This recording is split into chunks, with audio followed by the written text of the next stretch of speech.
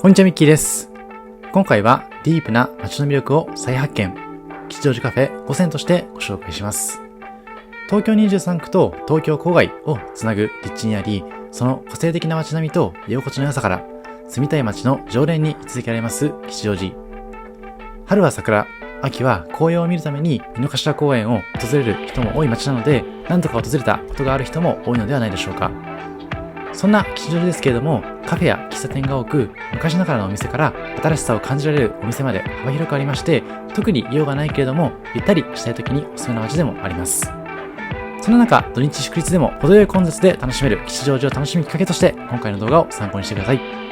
このチャンネルではカフェ巡りなど日常を少し豊かにする情報をお届けします。少しでも応援してくださる方はチャンネル登録をして次の動画も見逃さないでください。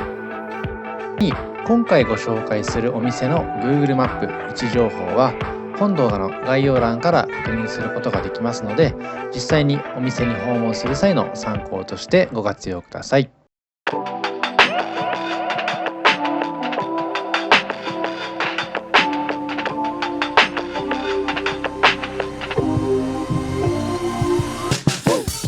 まずはじめにご紹介しますのは、2023年7月にオープンしましたサチオピアコーヒーさんです。コーヒー愛あふれます芸人平岡幸男さんが手掛けましたコーヒーブランドサチオピアコーヒー。2023年7月にサルタヒココーヒーとのシェアショップとしてオープンしました。吉祥寺駅から井の頭公園へ向かう道の途中にあるこちらの店、松竹芸能所属のお笑いコンビコーヒールンバの平岡幸男さんが自身のカフェブランドのコーヒーを楽しめるお店としてオープンしています。サルタヒココーヒーの店舗を月曜日と火曜日だけそのままシェアして営業しています。平岡さんは一時期芸人を諦めていた時期がありまして、その際に再就職したのが有名チェーンのタリーズコーヒー。そんなタリーズコーヒーにて店舗運営や商品開発に携わった経験からコーヒーが好きになり、改めてコーヒー芸人として活動を再開したとか、ブレンドや焙煎にこだわり本当に美味しいコーヒーをご提供することで有名です。一方で若手の芸人さんや放送作家さんがカフェスタッフさんのため、明るくフレンドリーな雰囲気も特徴的です。公園の前でもありますので、外にはテラス席があって、店内に入りますと木の温かな雰囲気に包まれ、ゆったりと過ごすことができます。コーヒーは丁寧にハンドドリップでご提供。豆の販売もされていまして、そのブランド名も個性的。今回はモーニングの時間に訪れまして、お得なセットでオーダーしました。注文したのは麦芽食パンのロースハムチーズサンド、そしてセットのカフェラテです。噛むほどに甘みを増す麦芽パンとハム、チーズの塩気がマッチした一品。こだわりのカフェラテとともにいただきました。カフェラテはお目が高いブレンドと言いますブレンドコーヒーのエスプレッソにまろやかにしたスチームミルクを合わせることで、不思議とキャラメルのような甘さを感じることができる一杯。ぜひ居心地がいい空間で本格化のコーヒーを楽しんでください。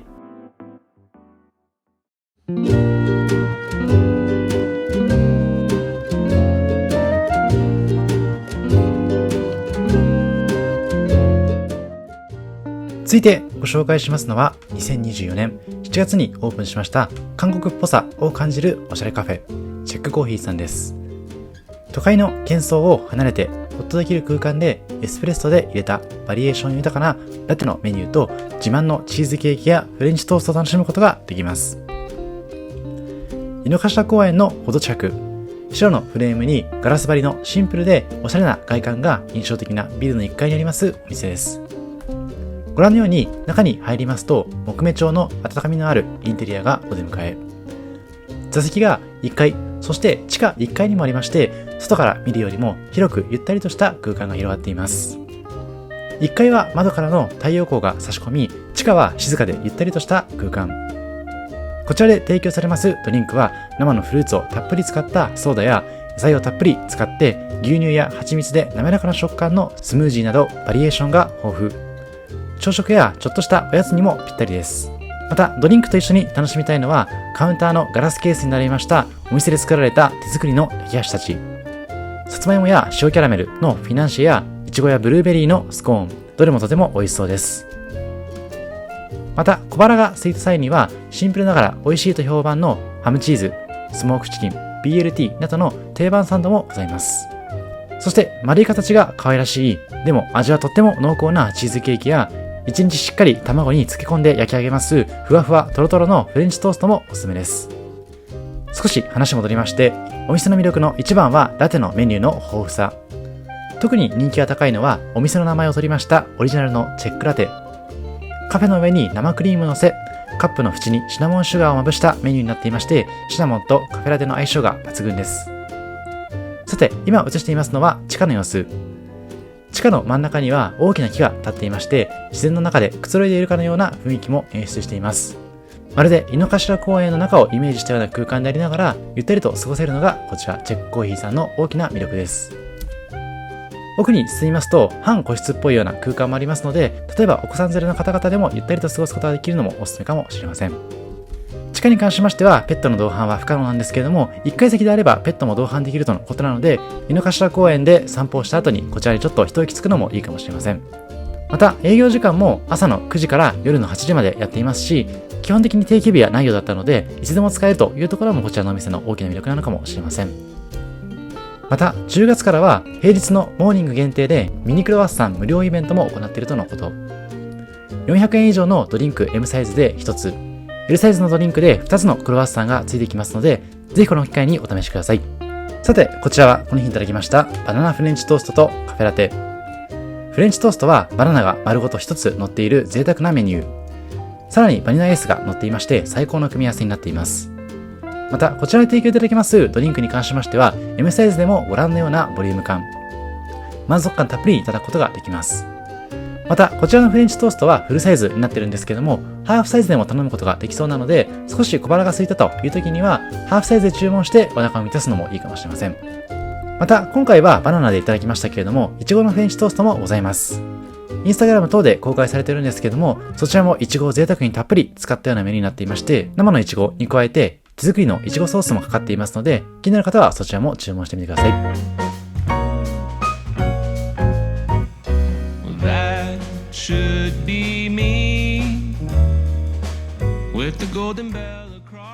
続いてご紹介しますのは喫茶ロゼ。長年愛されます町の洋食屋さんのような老舗喫茶店です。いつ行ってもマスターの手作りの美味しいご飯がいただけるのがこちらの店。歴史も長くオープンは1983年。誕生以降ずっと吉祥寺の町の成長とともに歴史を紡いできています。2011年10月には本町1丁目から2丁目に店舗を移転しています。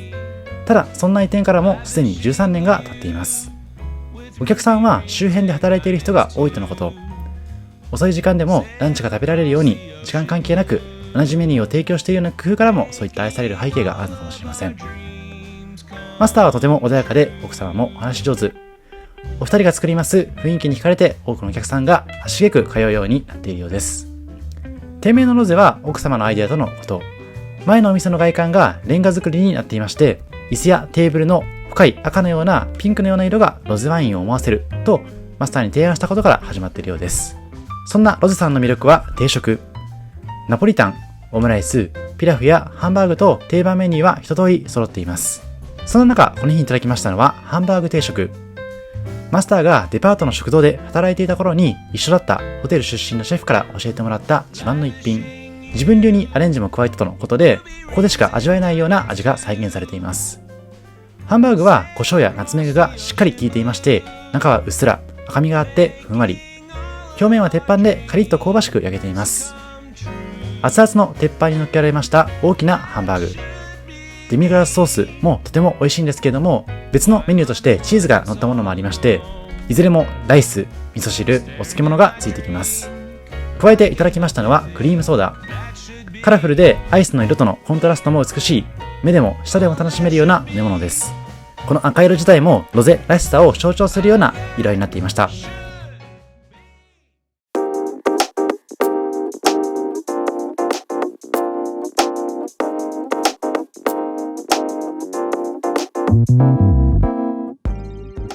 続いてご紹介しますのはカフェ&ブックスビブリオテーク吉祥寺。美味しいスイーツもボリューム満点なランチも楽しめて、本や可愛い雑貨にも出会えます欲張りなブックカフェです。ビブリオテークとはフランス語で図書館のこと。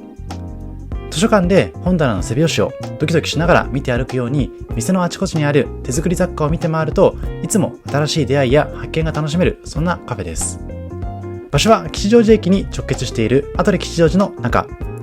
待ち合わせや雨の日にも立ち寄りやすいのが嬉しいところです。黒とシルバー、ガラス張りのシックでおしゃれな空間とシンプルな店名のロゴが目印です。店内は広々としていまして、子供と一緒に過ごしたい方にぴったりなソファー席も用意されていたりとか、一人でものんびり過ごせるようなテーブル席まで様々あります。子供向けの絵本も置いてあったり、塗り絵コーナーなんかもありますので、この吉祥寺の街でゆっくり過ごすのにはまさにぴったりなお店だと感じました。そしてカフェで楽しめるメニューとしまして、特に人気なのはランチ。休日はブランチ提供になっていまして、いずれもデリプレートで提供いただけます。濃厚なビスクソースにプリプリのエビ、トロトロのモッツァレラチーズなどを組み合わせて香ばしく焼き上げましたエビとモッツァレラのビスクグラタン。スープやパスタ、自慢のパンケーキを楽しみますエッグベネディクトはとても人気とのことです。そして気になるデザートは季節のパンケーキやフルーツをふんだんに使ったケーキが多数。定番から季節限定メニューまで種類が非常に豊富です。特に季節限定メニューに関しましては頻繁に入れ替わっていきますので、ぜひ公式インスタグラム等をチェックして選んでみてください。そして定番メニューも充実。一番人気なのはベリーとクリームチーズのパンケーキ。ベリーソースとクリームチーズが織りなす甘酸っぱさと爽やかさのバランスが絶妙。ふわふわもちもちのパンケーキともとても合うとのことです。他にもたっぷりくるみとレーズンが入って優しい甘さのきび砂糖を使用したくるみとレーズンのキャロットケーキも人気とのこと。そちらもコーヒーにぴったりなようです。そして11月からはクリスマスパンケーキの提供が開始。まるでイチゴのショートケーキのようなホールケーキで、口の中でふわっととろけるエアリーなチーズクリームがイチゴの甘酸っぱさとぴったりとのことです。ぜひインスタグラムをチェックして気になったら注文してみてほしいです。そんなスイーツが魅力な店舗ですけれども、この日はランチで訪問。柔らかい牛肉と野菜の旨味が溶け込んだシチューを使った温泉卵のビーフシチューグラタンをオーダーしました。サラダとミニパン、そして真ん中にグラタンが乗っていまして、見た目も鮮やか。しっかりお腹を満たすことができまして、大満足なメニューになっていました。またもう一つの季節のケーキとしまして、ベイクド&レアマスカルポーネの生チーズケーキも11月7日から販売されています。そちらは濃厚ベイクド&さっぱりレア2種類の味わいが楽しめますリッチな生チーズケーキになっているとのことなので、気になる方は注文してほしいです。私も今回はランチでフードメニューいただいたんですけども、次に訪れる際にはスイーツとコーヒーを楽しみたいと思えるようなお店でした。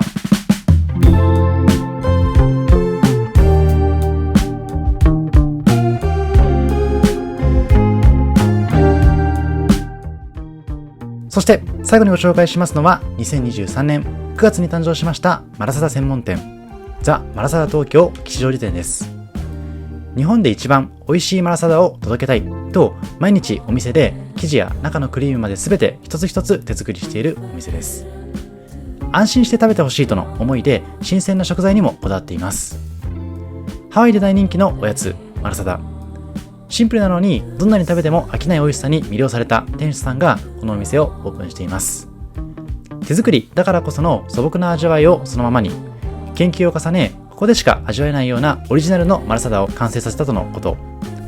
幅広い年代の方に楽しんでもらえるように厳選した食材を使って安心安全絶品のマラサダを作り続けているそうです。外観はモノトーンのシンプルでスタイリッシュな雰囲気。カウンターには美しいハワイのビーチやカラフルなマラサダの写真が添えられています。店内に入りますと白を基調とした明るい空間、白いテーブルや椅子、そして壁にはハワイの美しい写真が飾られていまして、ハワイらしさを織り込んだような無機質空間です。さてここからはマラサダのご紹介。カウンター越しに小さなガラスケースにはたくさんのマラサダが並んでいます。簡単にラインナップを紹介しますと、定番のもちもちふわふわ食感がたまらないプレーン、癖がなくとも食べやすいシナモン、優しい甘みと上質な味わいが特徴的なきなこ、